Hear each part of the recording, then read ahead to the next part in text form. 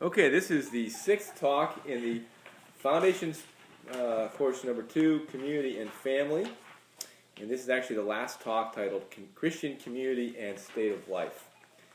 And there's sort of a kind of a business expression to begin with the end in mind.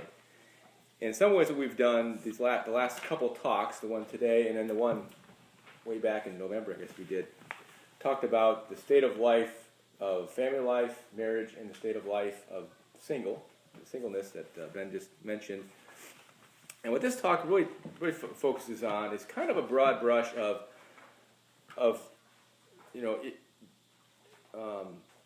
getting to one of those states of life. Okay, so the in-between stage of which you all are pretty much in, of, okay, what does the Lord call me to do? Seeing, that there's a vision for family life, a vision for being single.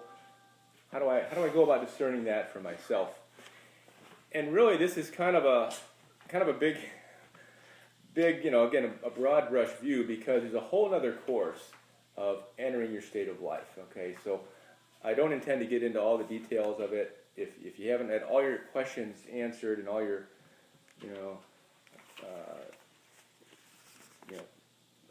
don't have it all kind of nice and settled, it's because there's a whole other course coming that'll help you to kind of sort through that and kind of get into the details of it. But it's good to kind of get an overview as we're kind of wrapping up this sort of introductory course in this whole big topic of state of life and Christian sexuality and family and all that.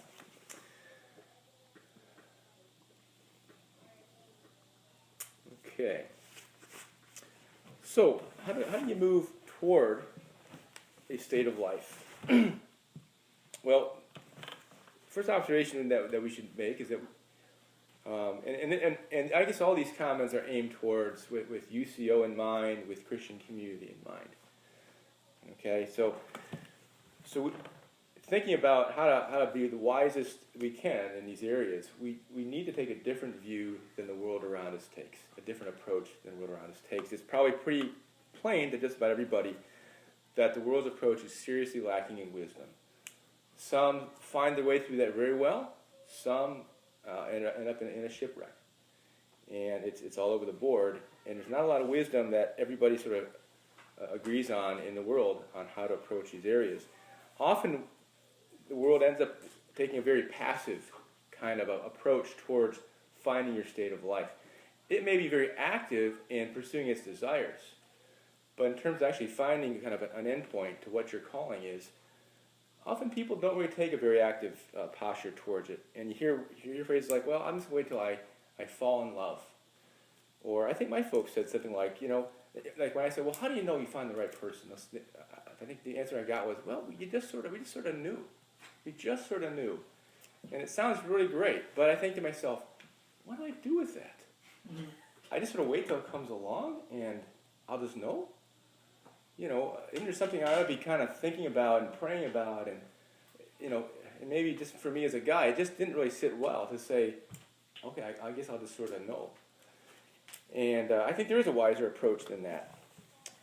As conservative Christians, we can sometimes kind of rush into marriage in a way, because good Christian folks recognize that we shouldn't have a sexual relationship with a person we're not married with, right?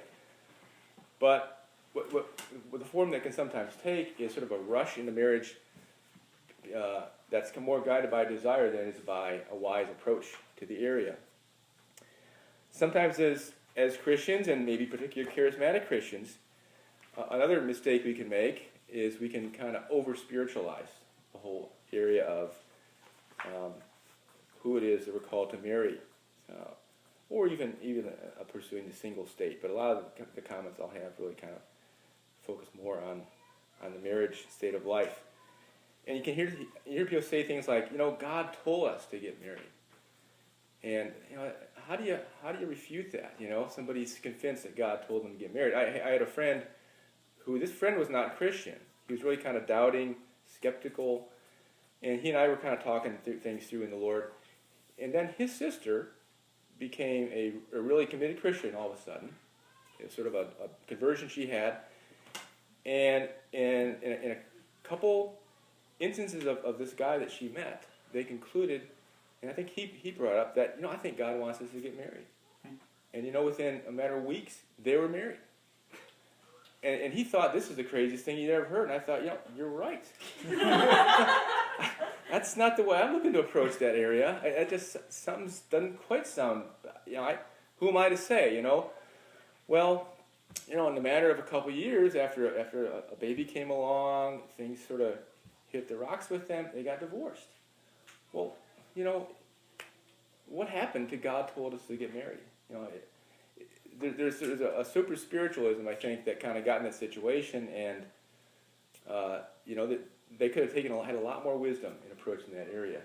And that's not to completely discount personal revelation as we seek the Lord about this area, but if that's the only way that we approach it, we're going to miss something very significant. So anyway, we want to have a different approach than the world has, and even that some Christians use in taking an approach in the area. And it should be an approach shaped by what we believe about God's call on us in family life, or God's call to us in living single.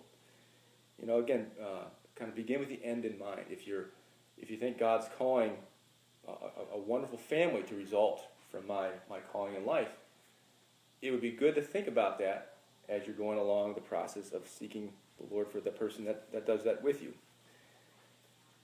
Ideally, I think we can really, we're well served by having something like a common approach or a consistent approach together in this area, and a set of guiding principles that we can support one another in. And that's not to say it's going to look the same way for everybody. Even in a particular Christian community, or if we came from the same UCO chapter and heard all the same talks and whatever, there's going to be some little nuances, certainly, that are different from person to person, and that's the way it should be. But it's good to have some same guiding principles that really help us to kind of go through the area, whether we're seeking the Lord about, whether we end up single for the Lord or end up in marriage. And, a good approach can really be encouraging along the way and very upbuilding to us and to others. And we can avoid, maybe not entirely, but we can often avoid some of the roller coaster ride that some of our fellow Christians take in trying to figure out where am I to be in this area. And one little example that I could think of as I was thinking about the talk was, at a certain point, after I sought the Lord about, should I live single for the Lord, I really took an intentional time to do that. Great time, and I would really encourage everybody to do that. Even if you're not thinking that's probably not where I'll end up, I would encourage everybody nonetheless to really seriously put that before the Lord. But after having done that, I concluded that no, I'm called to marriage, and so I was trying to be active in doing so, and I invited out different sisters, and we go out on to get to know each other and that sort of thing. And with one of them, this is probably the second or third time I was out with this particular sister, and as we got together, it was clear she had something to say, and she said, I really don't think we should keep going out. But she proceeded then to honor me for all the ways that good things she saw in my life, and the ways I'd had a positive impact with her. And this particular person, I kind of helped to bring her into UCO in a certain way, although a lot of sisters kind of came around her as well. But so leaving that, I thought, I really felt built up by that, and yet she just let me down. And she's just sort of.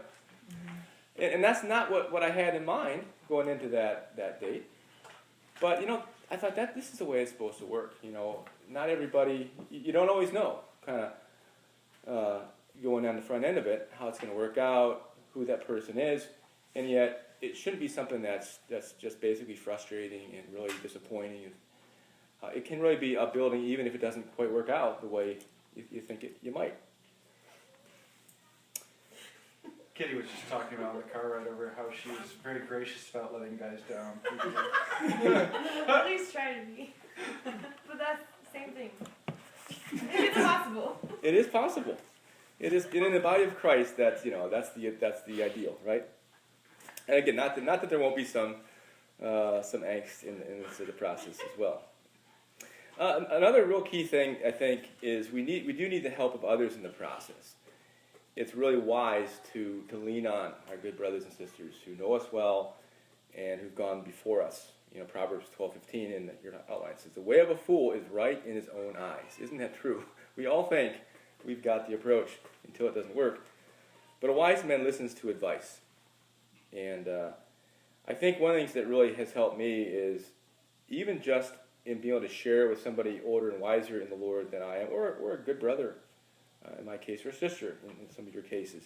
It just helps to crystallize our thoughts about what we're really seeking to do. Sometimes it reveals that we're being kind of shallow as we try to explain why we did this particular thing or respond this particular way, and you realize, wow, I could really do better about that. And just as the words come out of your mouth, it's kind of clear. Whereas when they're sort of in your mind, it just doesn't. Your motives aren't quite as revealed as when you're explaining to somebody else. So it's really good to share with a brother or sister and to lean on the advice of those over us in the Lord. And again, whether you're seeking to discern about marriage or singleness. So we as in our UCO chapters, in our communities, we propose something different. And again, we're not going to get into all the details about it right now, but this is kind of a quick overview. But to highlight some of those differences, right at the front end. And if we didn't do something different, we wouldn't expect a different result, right? If there's that old phrase, if you do what you've done, you'll get what you got. We need to take a different approach if we want a better approach, a better outcome, and one which is really rooted in the Lord. And before I share these differences, you'll probably get advice from other people, maybe your friends at work or maybe family members, well-intended, that maybe contrary to some of this, because that's the way the world does things, and the world thinks certain things are successful, and just recognize that. Okay. One key difference that in our approach is that we recognize that sex is for marriage. Okay, it's not something that you should experiment with a person you think you might get married with, or a recreational sex or any kind of activity. It's wrong. It's sin, and it really is not helpful. It sort of entangles us emotionally in going down a path that's just not going to be helpful at all. Even aside from the fact that it's against God's law to pursue sex and those things. The Lord's forgiveness is there, certainly, but it's not the wise approach to find His will as we're sort of going down. So we want to just recognize that from the get-go. Secondly, marriage is for family life. It's not an end in and of itself, but there's a greater purpose the Lord has for most in raising a family. So the decision to marry is a decision for a lifelong committed relationship that lasts as long as both partners are alive. And if you think about marriage in terms of raising a family, you begin to think a little more practically that, who can be a good partner that I can raise a good family with? There's some boring qualities like reliability, responsibility, faithfulness, even organization, things like that may not sound so snazzy, but when you start to realize I got to work with this person, to raise a family, become a little more important, and they're good things to kind of keep in mind and honor in a person. And even beyond just raising a family, just living out faithful disciple life. What kind of person you want to think about is going to be helpful for you in that regard. Third key difference, we believe romantic love is not in itself an adequate basis for marriage and family. I try to think of some analogies that might speak to you. Maybe these do or don't.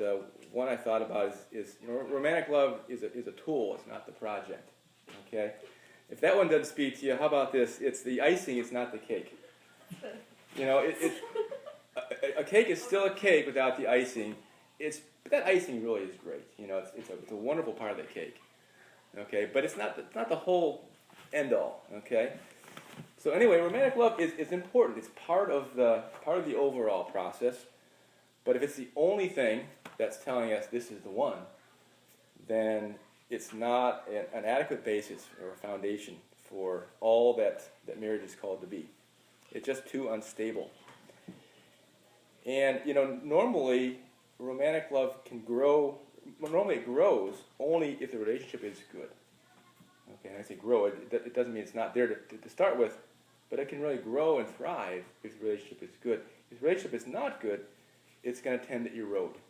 And we probably even have friends who've sort of even gone that path already in young marriages, and it doesn't end well when it's not founded on a good basis. Okay, and so because romantic love is not the only or even close to the best basis for a supportive relationship, I would say having unity in the Lord, in His purposes, in the values of Christ, is a far better basis for a relationship that will thrive. Being disciples together is a great start in having a relationship that will thrive. And there's other practical considerations as well that are all very highly important, including godly people around us. Are we joined together with a body of Christians? To sort of take a me and you against the world approach, where our romantic feelings are going to carry us, onto eternity, it's just not very practical. It may sound nice in pop songs, but it doesn't get you very far. And if we get into a romantic relationship before we're ready to move towards marriage, it will just tend to move us naturally towards sexual activity.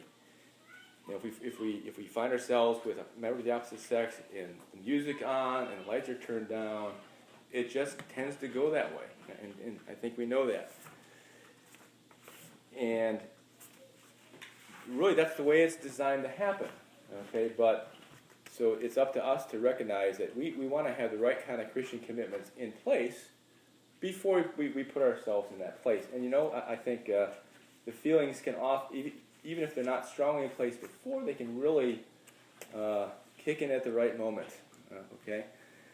But we want to avoid having a sort of a substitute marriage or an emotional marriage before those commitments are in place. Having that kind of emotional attachment can be its own kind of formation. It sort of forms our feelings and our gut in a certain way that sometimes needs to be undone later on to sort of kind of attach us in the right way to our partner. So anyway, all that's to say, romantic love is to be a support. It's an important part for a good marriage, but it's not. It shouldn't rule us. It should be the servant, not the master. It's another way to say that. In first, and this is not new. It's not like it's not like only in 20th century America has this challenge been before the Christian people. In 1 Thessalonians 4:5, Paul says, "Each one of you should know how to take a wife for yourself in holiness and honor, not in the passion of lust, like heathen who do not know God." This is just the way that things will tend to go if we don't try to take an intentional Christian approach, or even just a wise approach. And Paul says in 1 Corinthians 6, I will not be enslaved by anything. Okay, and that counts kind of our passions in this area. So even though none of that's new, to our generation, yet I think there is a special challenge that we all face and that you all face, coming from the world, being around it, and we need to be aware of the media around us, how that affects us, and it'll tend to affect us in different ways, and this is something that we want to kind of be attuned to. It used to be that older adults decided who married, when, who, how, right? That really avoided a lot of that kind of, passionate lust approach. That's one end of the spectrum we're not recommending. The other end of the spectrum is completely ignore the advice of anybody older and just, two people decide based on however they decide. And that can often end in the other extreme of just kind of your passions ruling you. And it's wise to recognize those are both, there's problems with both of those approaches. And it's also worth saying that good Christian couples we know, in some cases, took the wrong approach when they began. And you can recover from that and have a good, wonderful family. But it takes recovering from that, and by and large, the statistics are not good for taking the worldly approach. And I think that probably needs not be said. Okay, another key difference in our approach, this is D, fourth one, is that some Christians should not get married. It's good and right and fitting, and Ben covered that in a great way with the single Christian life talk, that some are called to live single for the Lord. And we want to really honor that.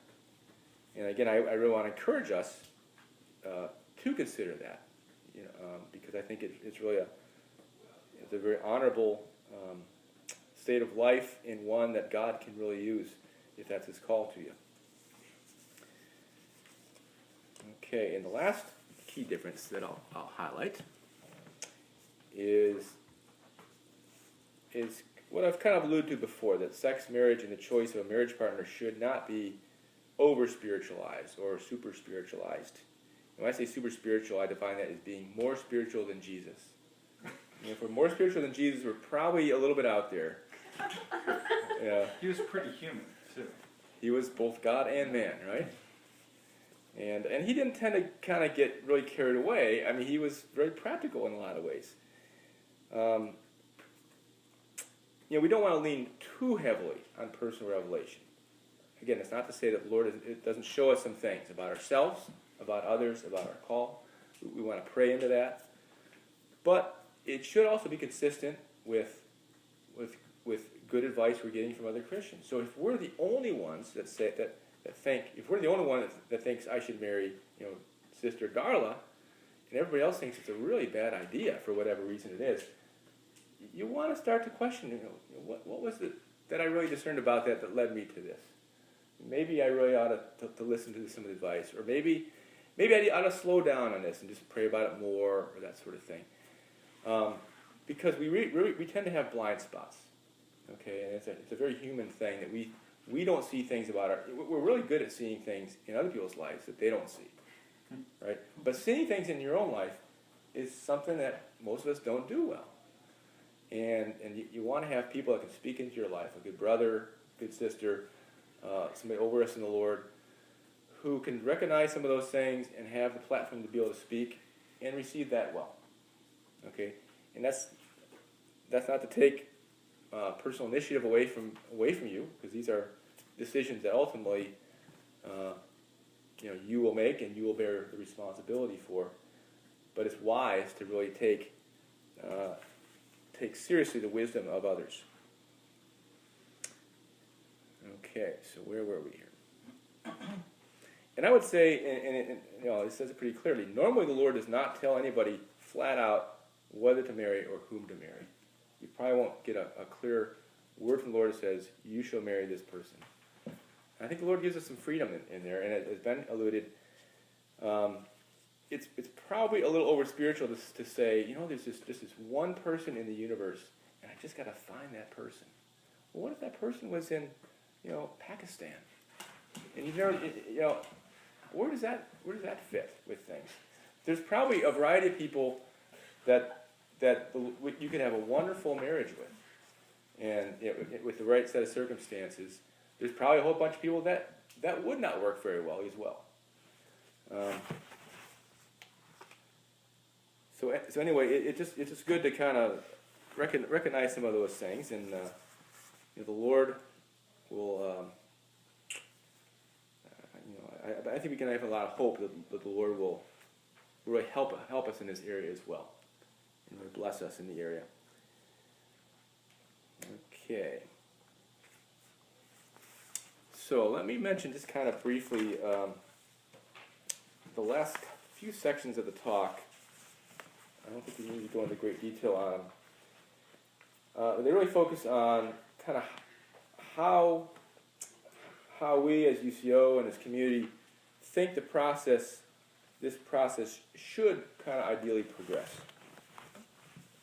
Okay, so you might consider that sort of our advice to you on thinking about how to go through the process in a good, wise way.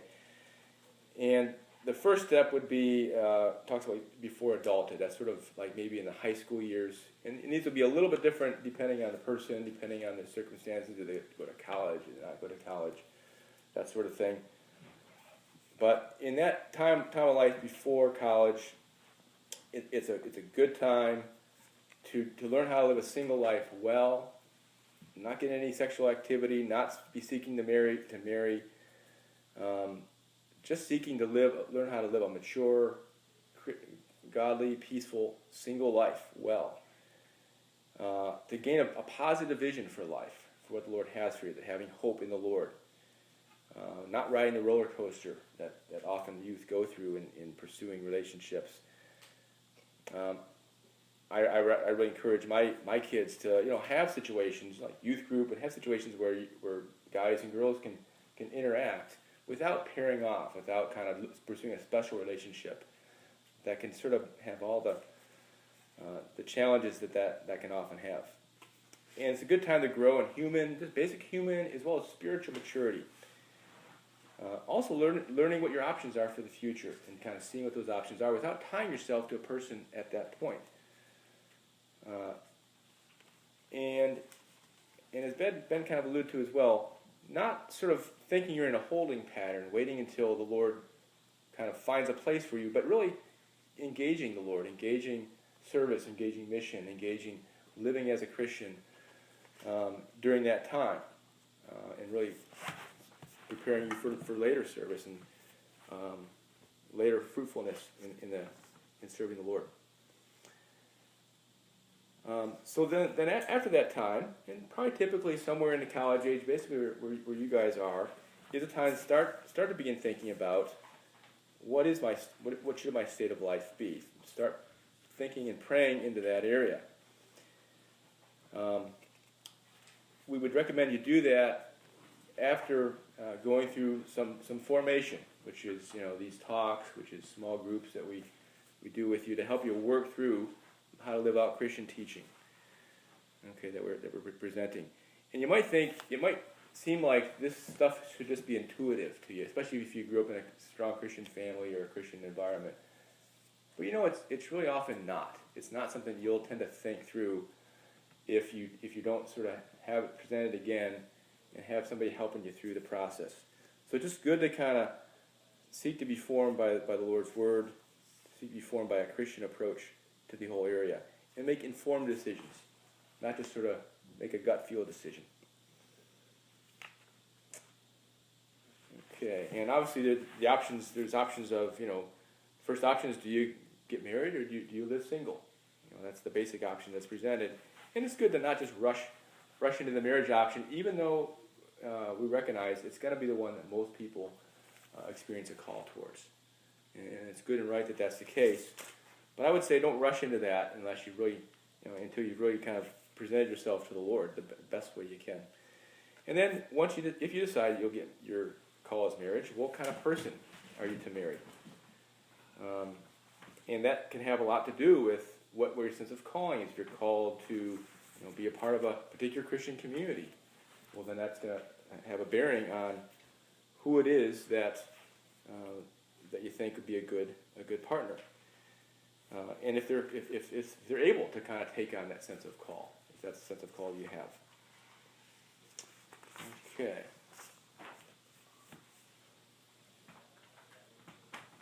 A lot of the criteria to consider, finances, personal commitments that you have and the other person has. All those are things we'll kind of deal with in the future courses. And there's a kind of a courtship process, and courtship's maybe kind of a old-fashioned sounding word, but it really speaks to the intentionality of moving, to a state of life. In this case, to marriage, not just I think I'll go out and hang out with somebody. You're on the way to somewhere.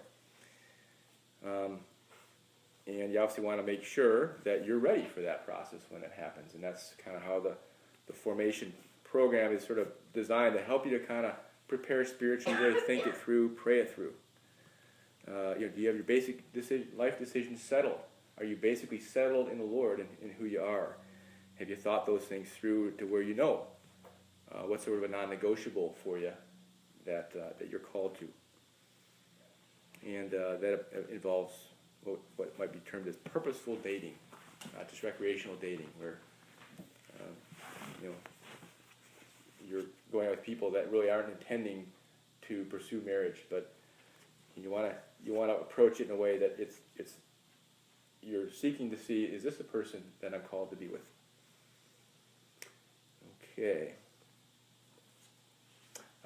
Just to mention too, I think the world has lots of.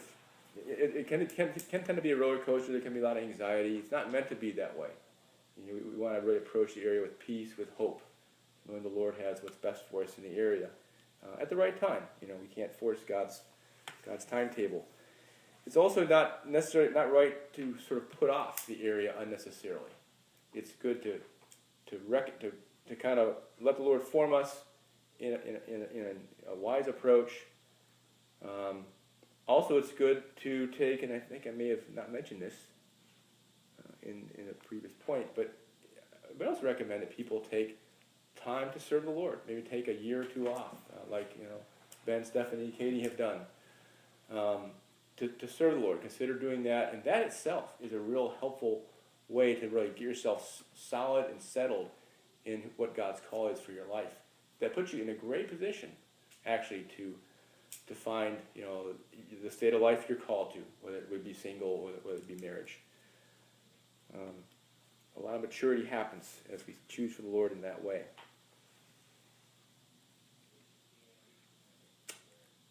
But that's not to say that we want to put off unnecessarily. We don't want to put ourselves in a holding pattern that delays what God has for us when it's time to pursue His plan. Okay, I think I'm going to just touch really quickly on these last 4 and 5 because they really get into things like state of life. We think of state of life as something that a young person has to wrestle with. But it's not just young people. An older person whose marriage dissolves now has a different state of life they're dealing with, or their spouse passes away. Those are all things that they're state of life decisions. And just like a young person, it's good for somebody in that situation to get good counsel, good wisdom, not just jump at some other plan. My folks have had friends who just sort of like get married, like after their spouse dies, they just get married right away, and it's completely changed their life. And they think, wow, did they really? They're old enough to make that decision for themselves, certainly, but did they really think that one through? And they're in their 60s and they're running all over the country. All of a sudden, it can be kind of unsettling at times for their family. And recognize these state of life decisions, whether you're a young person, older person, they affect not just you and that other person, they affect the extended families as well. And those folks have a claim on us. Our brothers and sisters in the Lord, our extended families, they have a claim on us, and we ought to hear them out when they have things to say, whether encouraging or whether concerns they have. So it's just worth recognizing that. And for those who find a settled sense of call living single for the Lord, as Ben mentioned, we really want to honor and uphold that. At times you hear stories of people trying to encourage such a person to, they really could find the right person if they really tried or something. Well, if they've discerned they're called to live single for the Lord, we want to honor that. We don't want to act like that's kind of second best for them somehow. And it really is important that we do uphold that. And just one last thing, there's no retirement from the kingdom. Have some of you guys done gap years? We've had this gap program, right? And you take a year set aside for the Lord, maybe between college, maybe in the middle of your college, whenever it happens. Well, I came across a couple years ago a man who was taking a gap who was like, I think 70 years old. Dick Stoll. Richard Stoll. And his wife passed away. So suddenly he had this situation in life that he hadn't had for a long time. And he decided, he sort of called it a gap year. I thought, this is exactly right. There's no program for this, but he was going to take a year to serve the Lord because, it's not time to retire and just kind of phase out. And he was looking to build the kingdom whatever way he possibly could, So, It's kind of inspiring. Maybe one day I'll do a gap year when I'm, 80 years old or something like that. But Didn't he actually like? Yeah, he went to New Jersey for like 6 months to serve the International Coordinators Conference. Wow. He's like the grumpiest old guy too. You're on the record saying that. I mean, I don't know this guy. Who is he? Never mind. Sorry. he's a great guy. He's a great guy. I'll have to edit that. So, but but retirement really is not in the Bible. It's not God's vision for life. Even if we recognize our older brothers and sisters don't quite have the zeal maybe and the enthusiasm they once had, the energy they once had, but they're a valuable part of our body. That I experience in our local body, the people of God. They're just wonderful folks, and even if it's good and right at times, they kind of step back a bit. So. Anyway, all that is part of state of life. It's not just a little temporary point in your 20s or something like that. There's other states of life too, just to kind of keep in mind. And with that, I guess we will wrap up this community and family section of the Foundations Course 2.